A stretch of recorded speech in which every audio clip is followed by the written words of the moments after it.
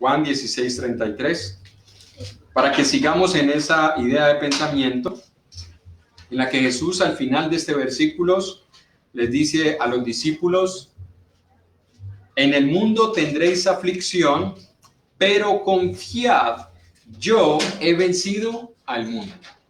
Ya hemos visto, hermanos, que en este mundo vamos a tener aflicción.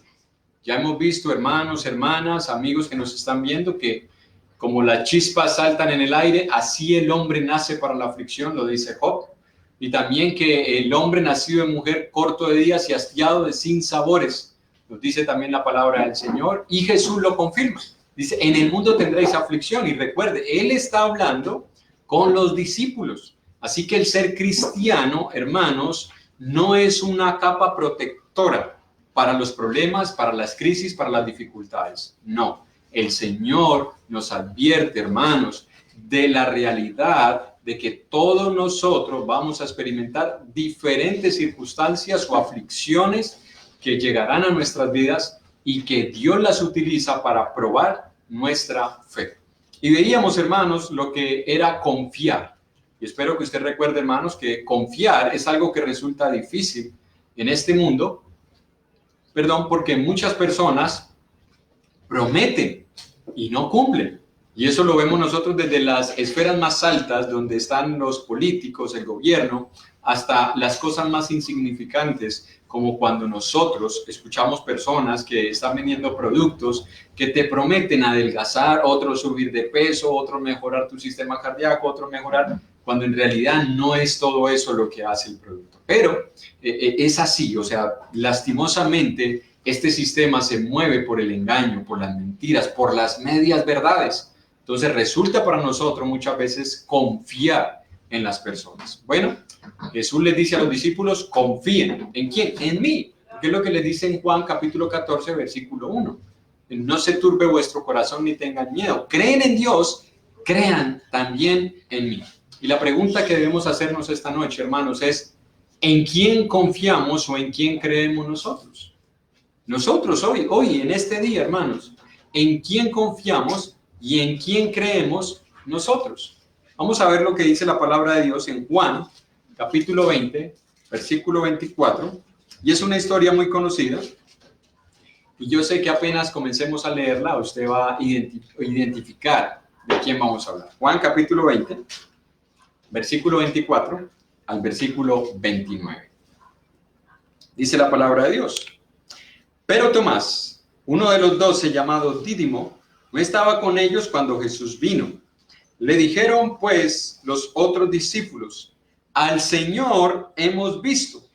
Él les dijo, si no viera en sus manos la señal de los clavos, y metiera mi dedo en el lugar de los clavos, y metiera mi mano en su costado, no creeré.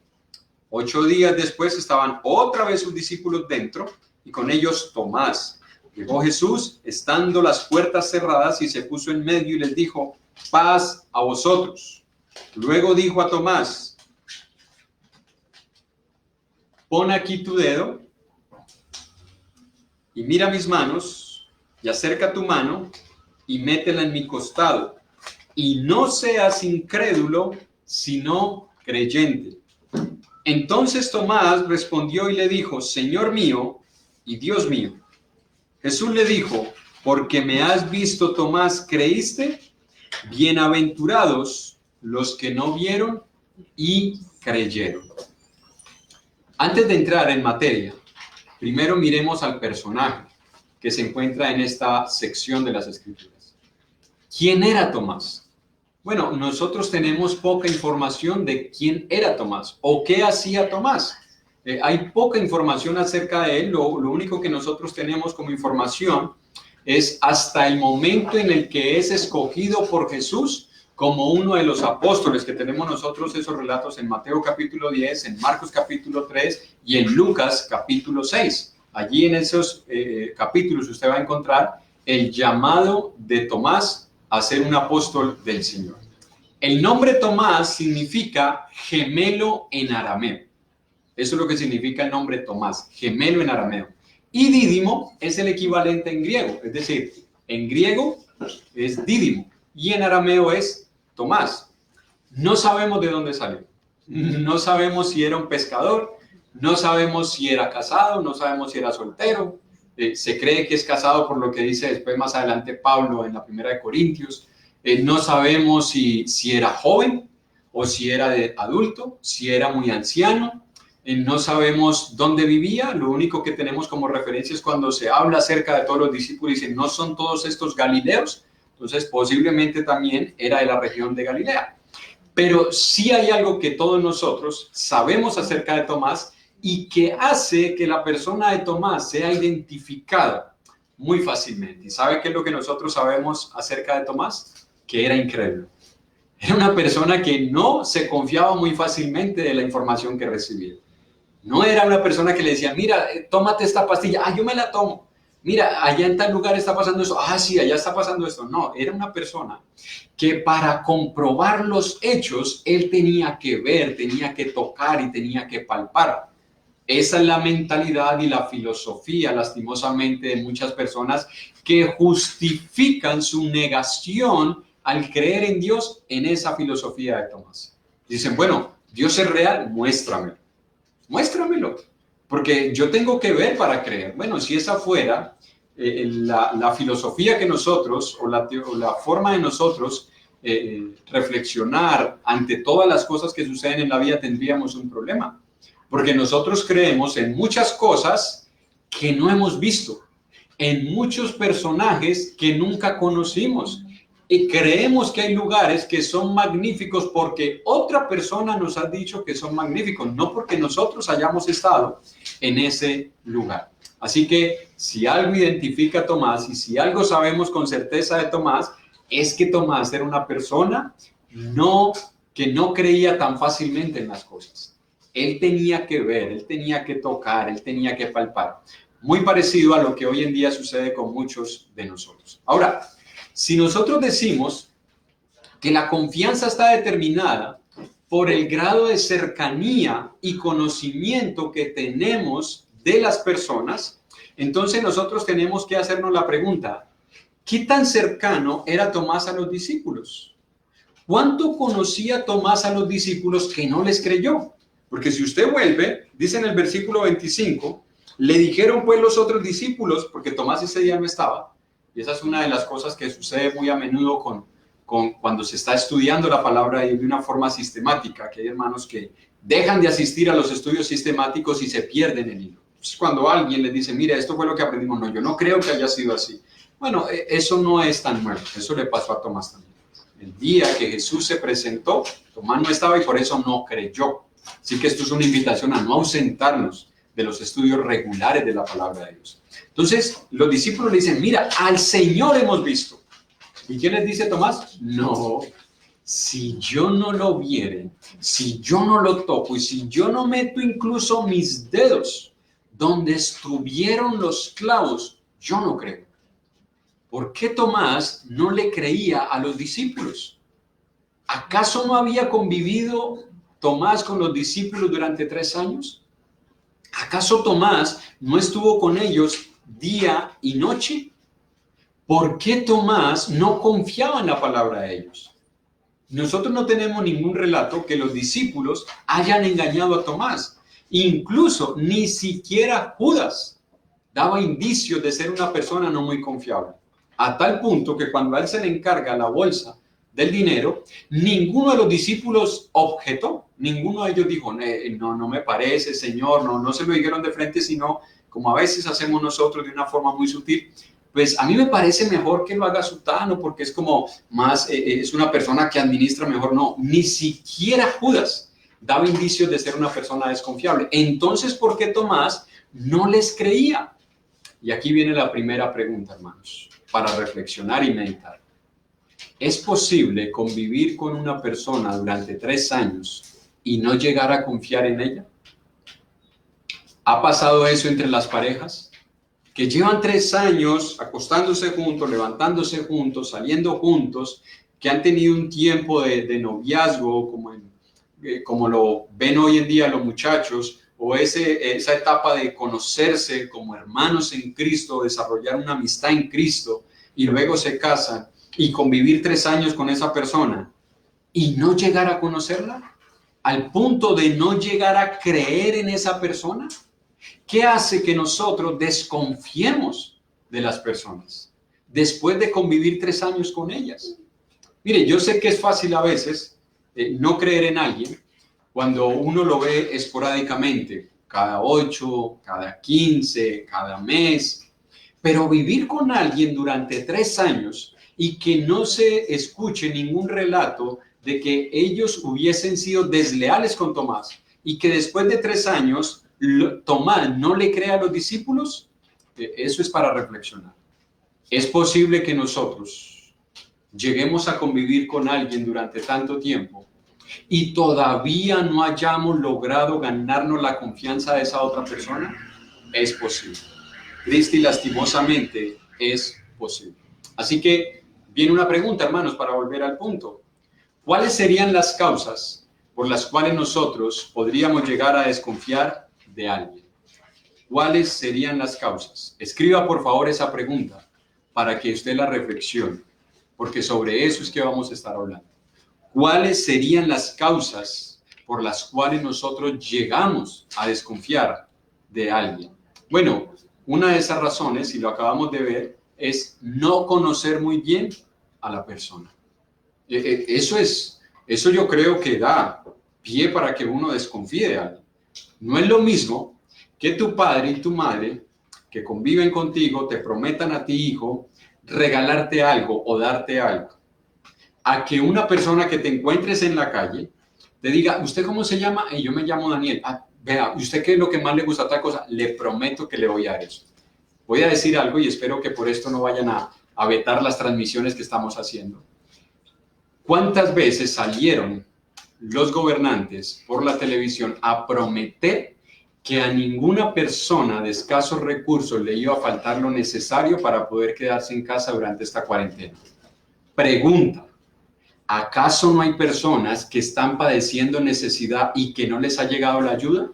Pero ellos salieron por las noticias a decir, no se preocupen, quédense en casa, a todos les va a llegar.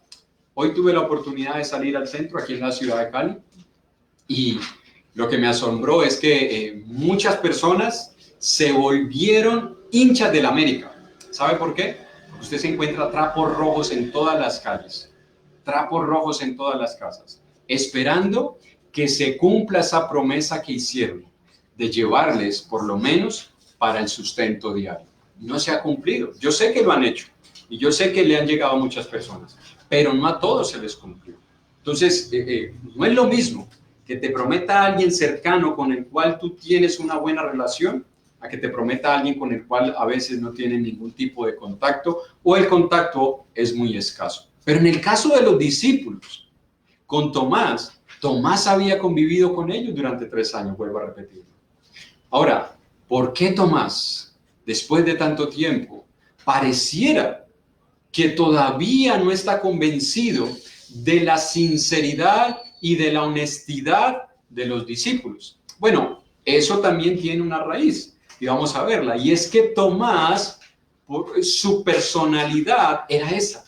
Tomás era una persona que su personalidad estaba caracterizada por las dudas. Mírenlo en Juan capítulo 11. Juan capítulo 11, versículo 11 al 16.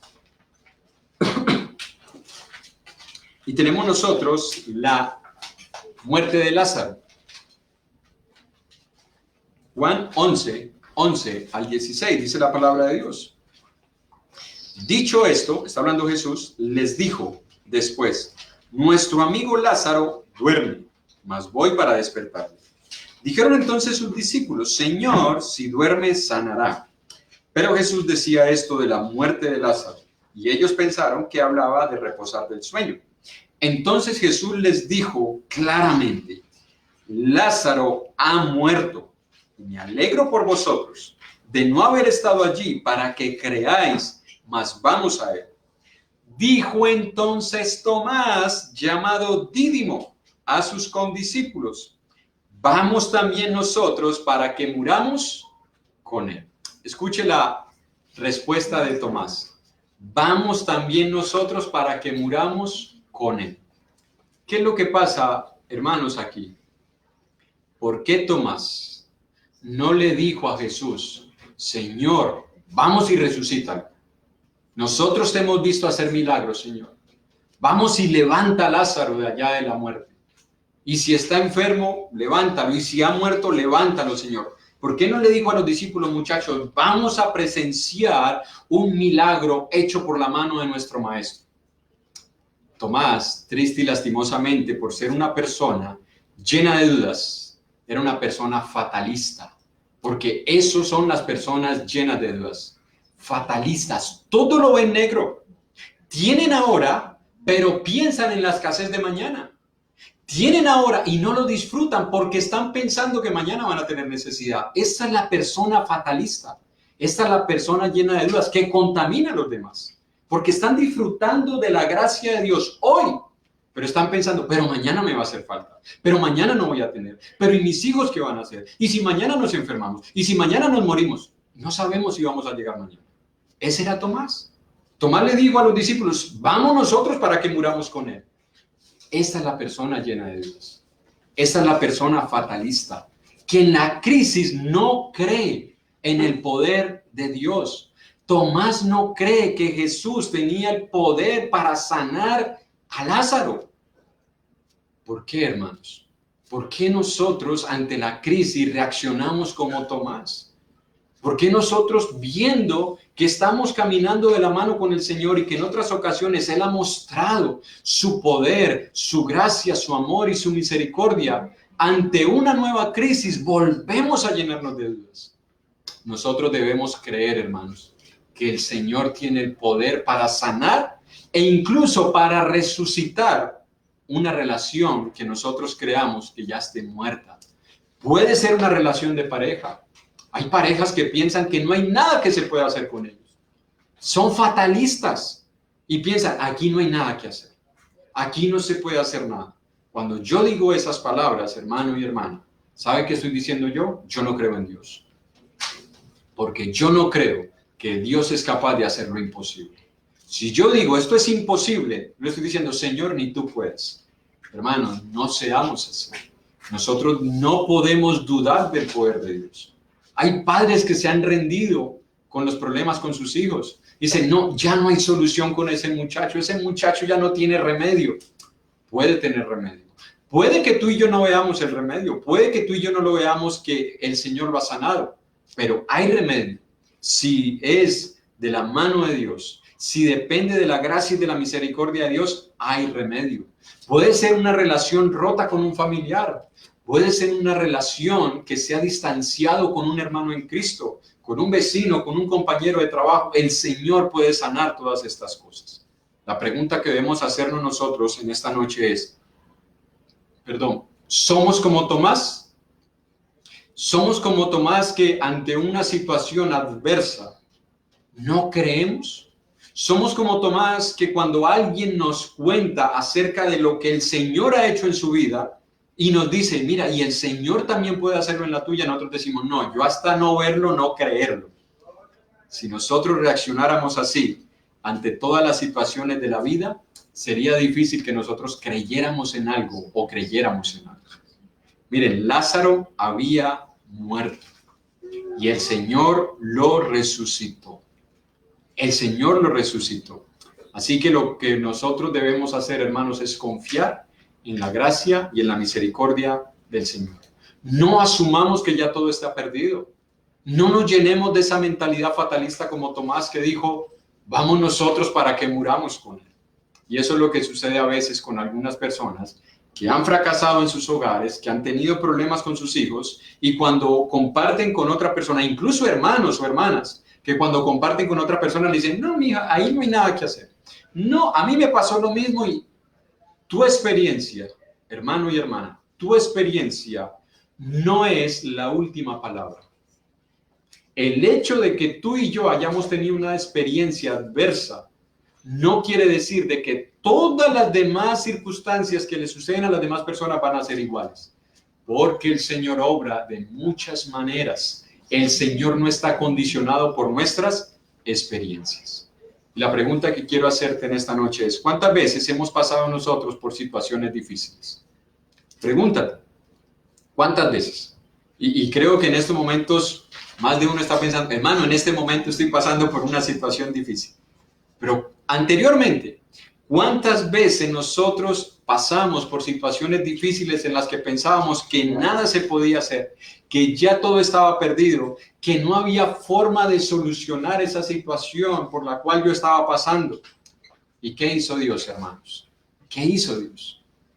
Dios obró de maneras que nosotros no podemos entender, como dice el himno, sendas Dios hará.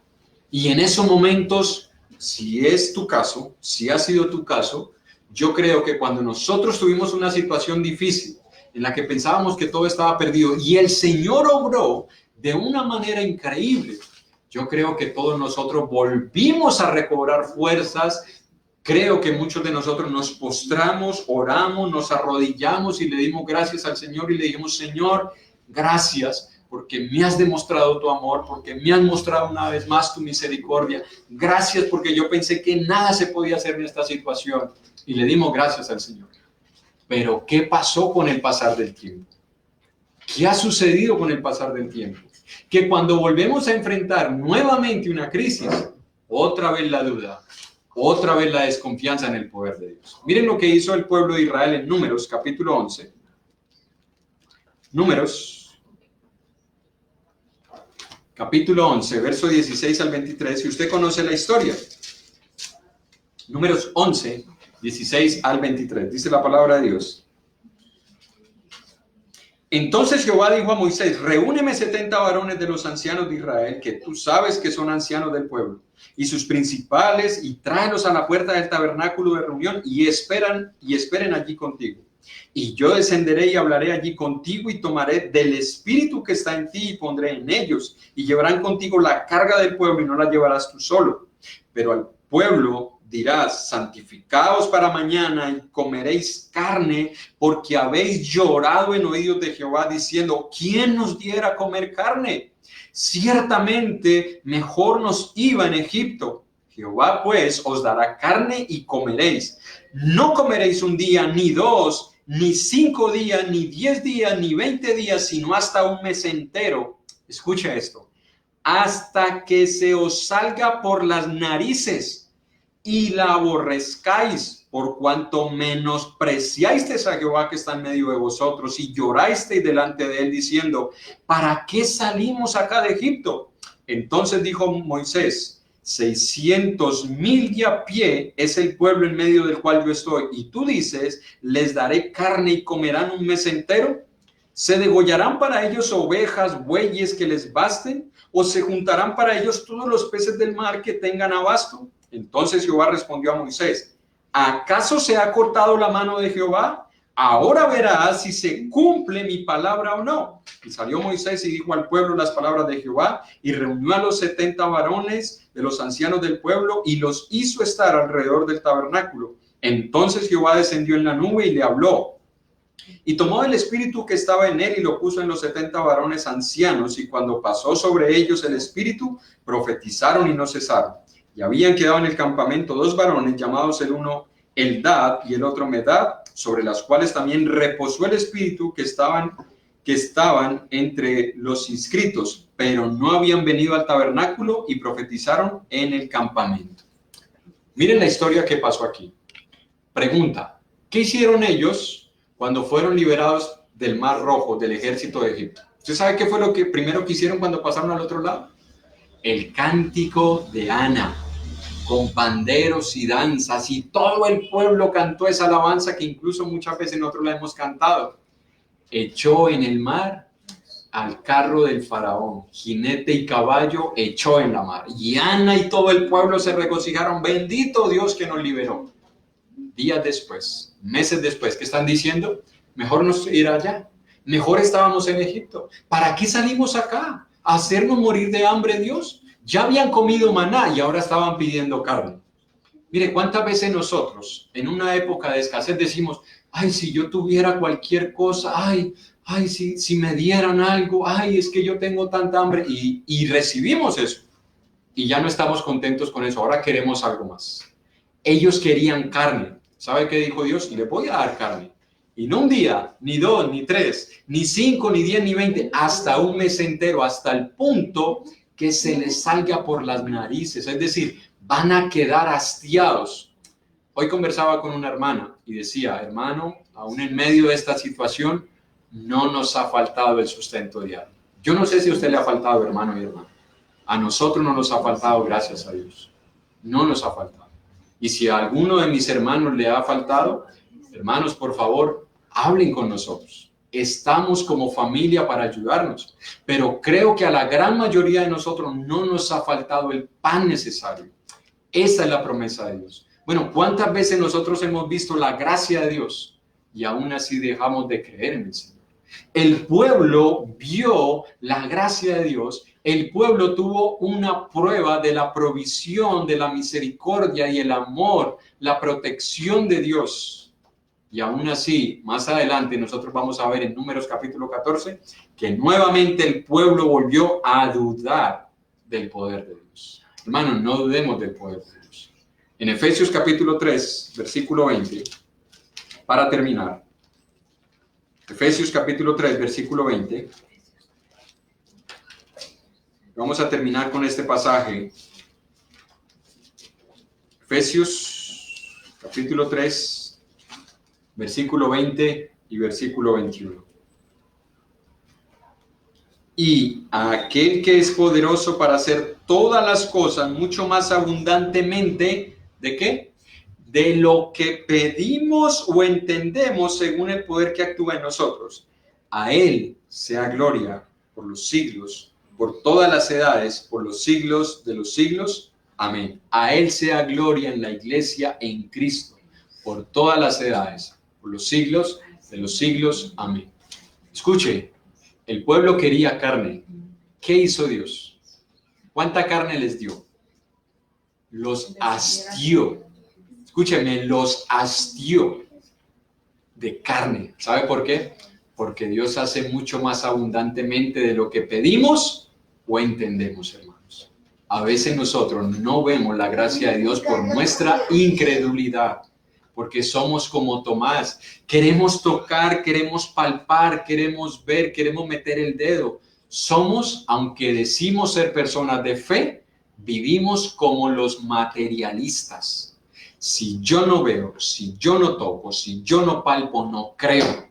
Si nosotros somos como Tomás, hermanos, pidámosle a Dios que nos ayude a luchar contra la incredulidad, contra la duda, porque si no matamos la duda nos mata a nosotros. Termino con una ilustración. Hermanos, hermanas, termino con una ilustración. Una historia, no sé cuánto la habrán escuchado, es la historia de una mujer que se llamaba La Duda. Ella era Leocadia en una novela. Y la otra mujer era Marta, que tenía un novio. Leocadia era su tía, ya, pero era una mujer vestida de negro, así como vemos nosotros que muestran ahí a la muerte toda vestida de negro, el rostro negro, los ojos negros y el corazón negro por la duda, ya. Y todos los días martirizaba a Marta. Le decía: Marta, Ricardo no te quiere. Marta, Ricardo te engaña. Marta, Ricardo se va con otra. Marta, Ricardo te va a abandonar. Marta, Ricardo, y siempre sembrándole la duda y la duda y la duda y la duda a esta mujer. Todos los días. Bueno, Marta ya había comenzado a llenarse de ese pensamiento, porque cuando usted está siempre escuchando a una persona llena de dudas, si usted no guarda su corazón, usted termina como esa persona. Por eso hay que pedirle mucho a Dios que nos ayude a guardar nuestros corazones de lo que escuchamos. Entonces, Marta, ya cansada de todo esto, un día que Leocadia llegó nuevamente a decirle: Marta, Ricardo te engaña, Marta, Ricardo se va con otra, cogió a Leocadia, la duda, la arrinconó contra una pared, puso sus manos alrededor de su cuello y comenzó a estrangularla, hasta que Leocadia, la duda, quedó sin aire y murió. Y Marta comenzó a saltar de alegría y a decirle: Madre, madre, he matado la duda. Fíjate lo que era. No era más que un andrajo de sombras. He matado a la duda. Hermano y hermana, si nosotros no matamos la duda nos va a matar a nosotros. No seamos como Tomás. Creamos en las promesas de Dios. Este libro, hermano, no es simplemente un libro de terapia. Nosotros no damos reflexiones motivacionales ni terapéuticas. Eso lo hace el mundo mejor que nosotros. En este libro están comprimidas, condensadas, descritas, reveladas todas las promesas de Dios.